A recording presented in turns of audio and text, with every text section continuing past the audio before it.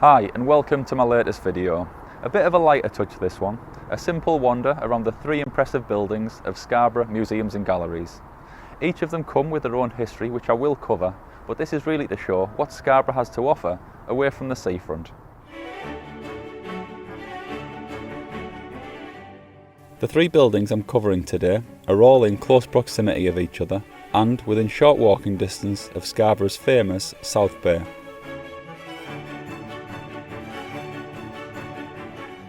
They are Woodend Creative, the town's creative hub, with several of the area's most successful creative businesses, Scarborough Art Gallery, the home of regular art exhibitions and events, and the Rotunda Museum, an amazing building now dedicated to the geology and coastal heritage here in North Yorkshire.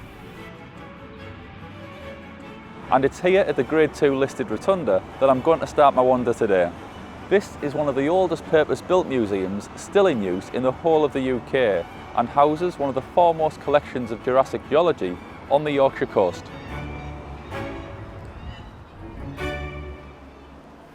Opened in 1829, it was designed by renowned English geologist William Smith, who is credited with creating the first detailed nationwide geological map of any country. The building is now home to a variety of displays, including the ancient seas of the Yorkshire coast, details of a world-famous Stone Age archaeological site just outside of Scarborough, and a bit more about the history of the museum itself.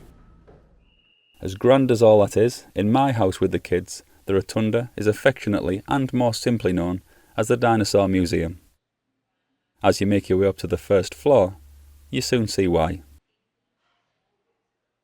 The best bit is it's just £3 admission, which gives you access to this museum and the art gallery for 12 months. I do love a bargain. In 2001, this amazing specimen was found a few miles down the coast at Speeton.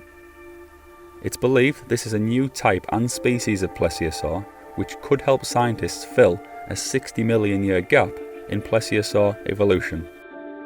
This one is complete apart from the head and is over 4.5 metres in length.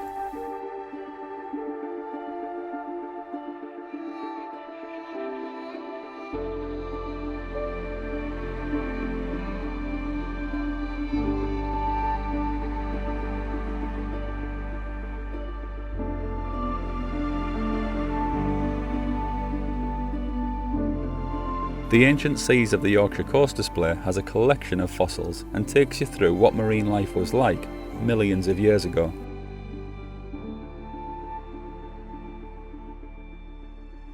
This museum has a range of fossils and organises the Yorkshire Fossil Festival, which is held in Scarborough in September.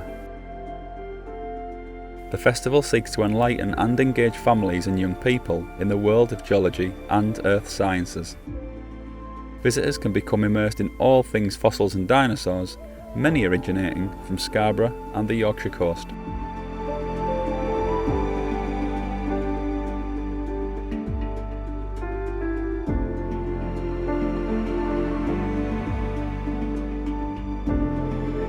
Moving up to the next floor brings you to more recent history.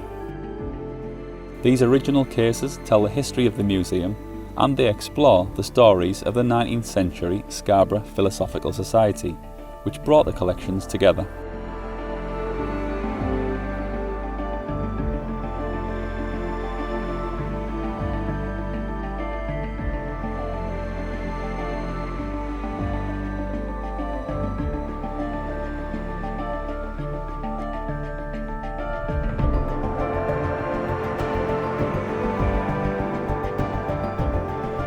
The Rotunda was extensively refurbished in 2008, with over £3 million spent on the project designed to make the museum a gateway to the area's dinosaur coast. During the work, this dome roof was given a new lead covering, and to improve accessibility, the original spiral staircase was removed and replaced with this new one, which allows for a lift shaft in the centre.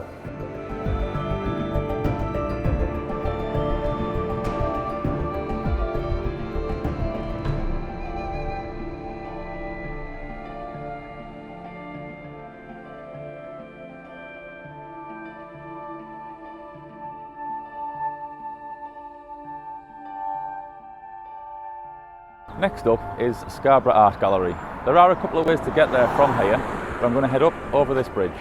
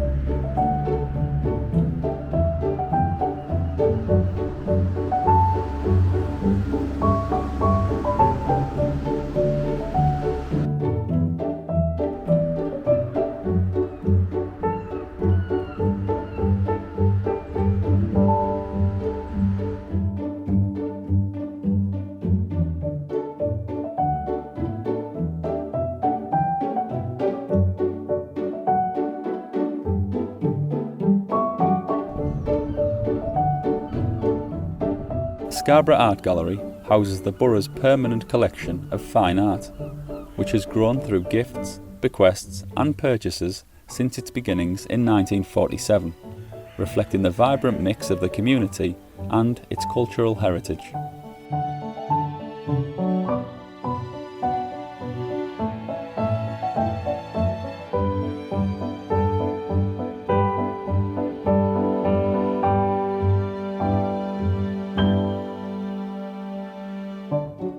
The gallery, originally called Crescent House, was built as a family home in the late 1840s by local solicitor John Appleby and has had a fascinating history. This Grade II Italianate villa is one of the finest buildings in Scarborough, set in the beautiful Crescent Gardens in the centre of town, with the Crescent regarded as being one of the best examples of its kind in the whole country. As well as the permanent collection, the gallery hosts regular exhibitions displaying the work of local, national and international renowned artists, as well as interesting touring work from around the UK.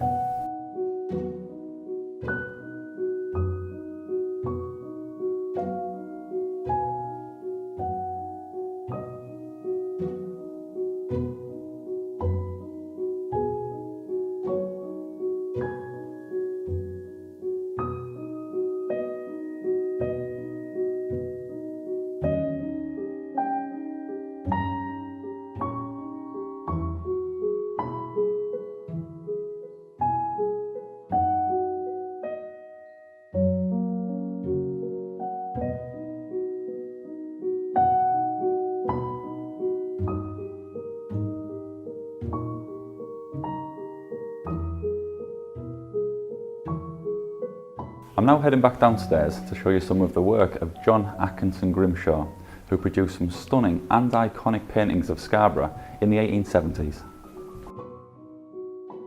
Most of you will be familiar with his Scarborough residence, where he lived between 1876 and 1879 in the shadow of Scarborough Castle. Grimshaw had the Castle by the Sea built to his own design, and it was a base for his painting expeditions along Scarborough's coastline and to Whitby. It's now a guest house and was on the market earlier this year for £800,000.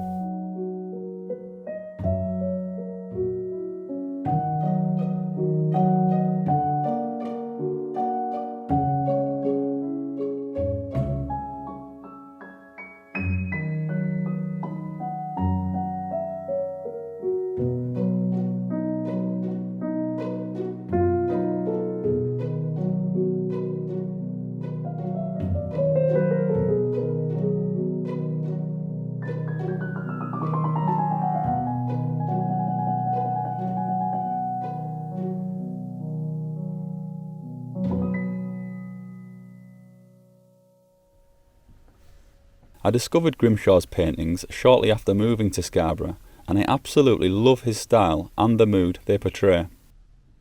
For my videos, I always try to catch places in the best possible light, with the sun shining and blue skies. But it can be during the winter months and on nights when Scarborough is at its most atmospheric. And he was a master of capturing that, particularly the moonlight.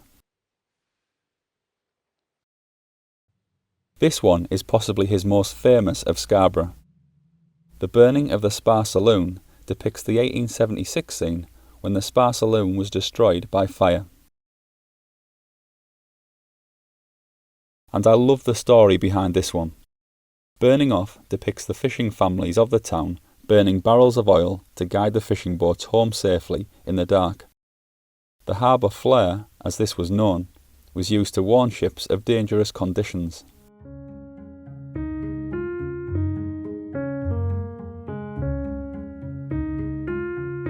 So that's my whistle-stop tour of Scarborough Art Gallery. Like the Rotunda, there's so much more to see than what I've covered, so when you're next in Scarborough, do get yourself down. It's only £3. It's a short walk now to the third and final building, Woodend. Inside here are serviced workspaces for the creative industries, and where you will find some of this region's most innovative creative businesses. It's also home to the management of Scarborough Museums and Galleries, who I'm going to catch up with. This building has a unique and fascinating history. It was built in 1835 and then bought by the renowned Sitwell family in 1870, who were among the cultural elite of their day. Art, heritage and contemporary culture are what this building is now all about, and they deliver a fully independent events programme for visitors to Scarborough and those of us lucky enough to call the Yorkshire coast our home. Andrew Clare is the Chief Executive of Scarborough Museums and Galleries.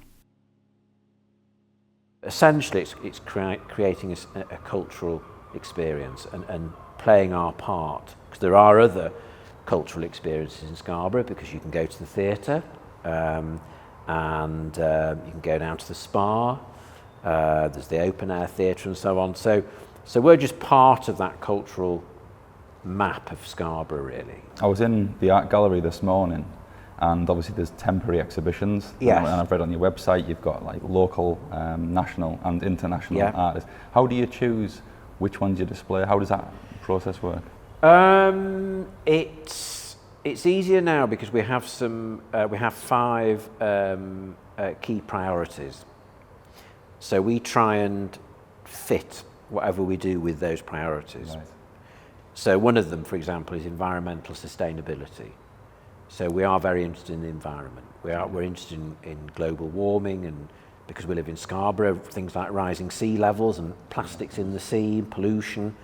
We are interested in that, and our collection reflects that.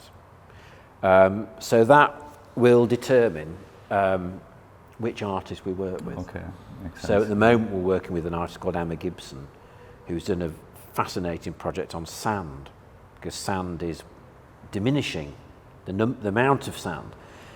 So that's how that's why we wanted to work with her, because it was a nice fit with one of our strategic priorities. Lately I've been interested in coastlines and shores.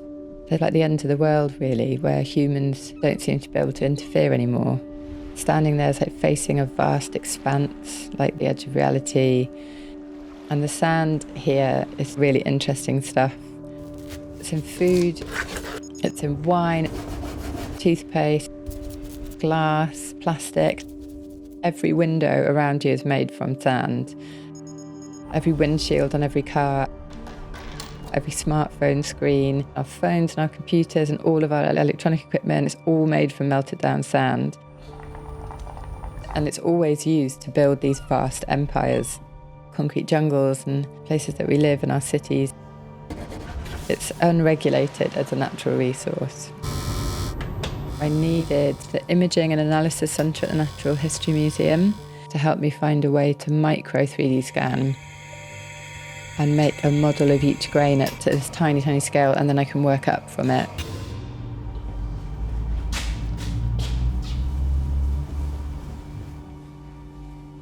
One of the grains is actually called a Foraminifera, which is essentially a single-cell organism fossil, a couple of million years old. One we think might be a tiny chip of a shell, and one of them is like a dot of quartz that's been tumbled and rolled until it's smooth. But they're like sci-fi moon rocks. If we looked at them, a little bit more closely, we might have more respect for what they do, or what they are. Perspective is a wonderful thing.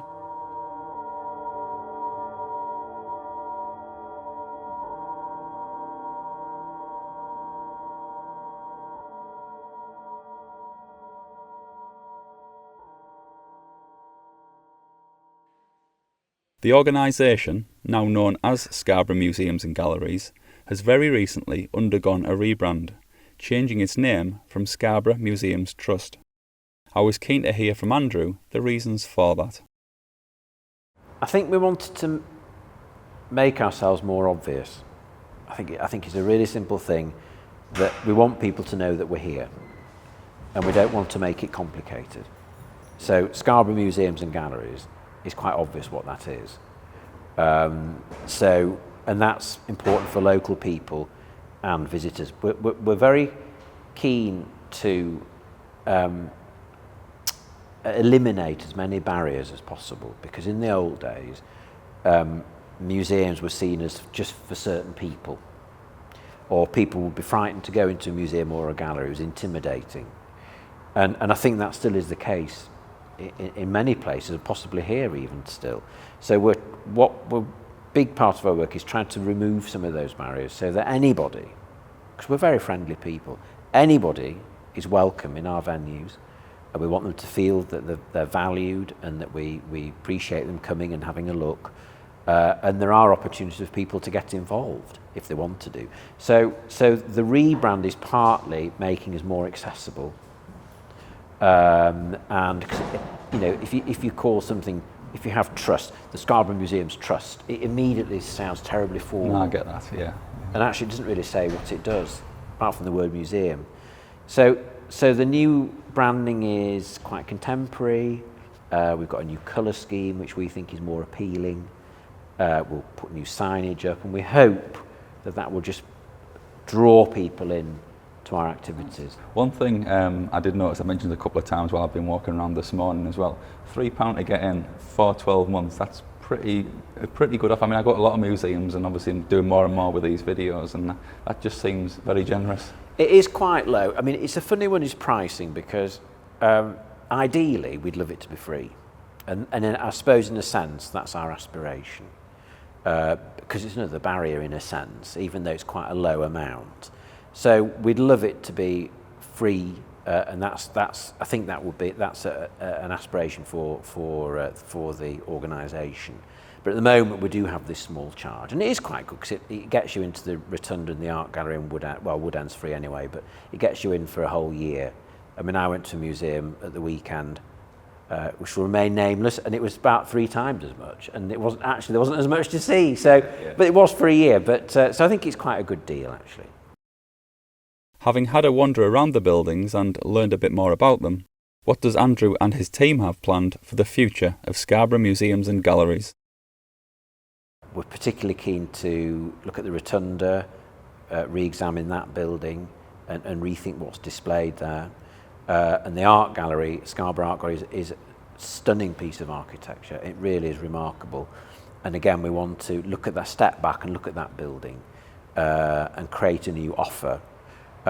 What people are telling us, some of the information we're getting from our audiences, some of our research is telling us, is that people want a sort of Scarborough experience. They want to go somewhere that tells their story. Yeah. Whether it's Scarborough specifically, or this notion of the seaside. And Scarborough, as we know, is the oldest seaside resort in the world, we're told, which I think is probably true. I like to think it's true. So we want our venues to tell that story. And it can be done in a whole host of ways, and it needs to integrate all the things that we do. So the collection, exhibitions, maybe some performance and learning, all these things brought together to create this stimulating, exciting experience where people can come and they can learn more about this remarkable place, because Scarborough is quite remarkable, actually. I mean, the buildings are phenomenal, like you say, as well. They've got so much history to them themselves without what's going on. They are, and it strikes me that certainly with the art gallery, which is a beautiful house. It's a early Victorian house. The British love old houses, I mean, visiting stately homes is one of the national pastimes. It's a huge thing in this country. But interestingly enough, in the borough of Scarborough, there aren't any stately home formats that you can visit. There are in East Riding, some fantastic places. That. In the borough of Scarborough, from Filey to Staithes, there isn't a stately home open to the public. So Scarborough Art Gallery was originally called Crescent House, and it's a pretty much intact early Victorian townhouse. It is stunning. So we'd quite like to sort of try and recreate that experience, but at the same time show contemporary art. At the same time, open up the old kitchens and create experiences down there. When I was in there this morning, the guy was showing me the old servants' staircase, which is kind of hidden away. And obviously, I've been there many times and never even seen it. I didn't know it was there. It's all still there. It's remarkably intact. The ovens are still in their original positions. There are numerous opportunities for that building. It's very exciting. I guess the final thing to touch on, my favourite exhibition I've seen there is the old seaside posters. I think I've mentioned it to you before when I've been downstairs in the cafe here. Any plans to bring that back anytime this year or next year? I think the posters will be there'll be some of them up probably all the time, right? Because they're iconic. Yeah. We've got about 200 in the collection. Some of them are quite large. They're remarkable survivals because the paper's so delicate, because they weren't produced to be kept. They're bit up for a season and thrown away. So a little bit like movie posters in a sense. So poster art is great generally, but these are the designs and the sort of look and feel that they're trying to evoke, and certainly the ones from the 20s and 30s, that sort of golden era. That people are drawn to them massively. So I think we'll always have some of them on display, and also that we've reproduced them and people can buy them. So in this day and age, you can reproduce to a very, very high standard. Yeah. In fact, the reproductions that we sell are better quality than the originals. Right. They'll actually last a lot longer. Yeah. And we've done lot of work on colour matching and making sure they're very accurate, the reproductions. But you're right, they just people are always drawn to that. Yeah. Whether it's the colours, the design, or maybe reminding people of summer holidays in years gone by, or whatever. And the glamour of Scarborough. So yeah, they're a staple, really.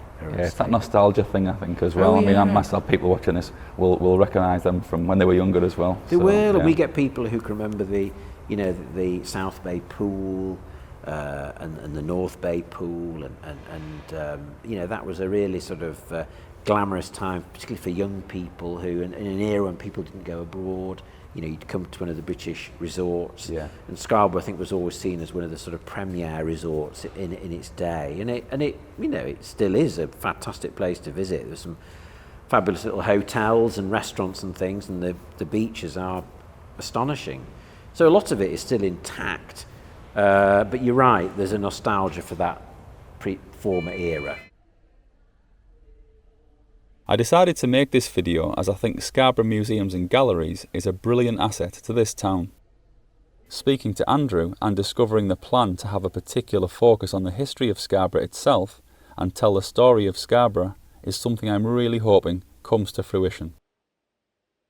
And I don't think I'll be the only one to be excited to hear about the potential development of the art gallery to feature more of its history as Crescent House. Something a bit different from me today, but I hope you've enjoyed it. And for those of you who visit Scarborough and don't normally venture away from the seafront, come and check these places out next time you're in town. If you have enjoyed the video, do give it a like and make sure you subscribe to my channel. Thanks for watching, and I'll see you again soon for the next one.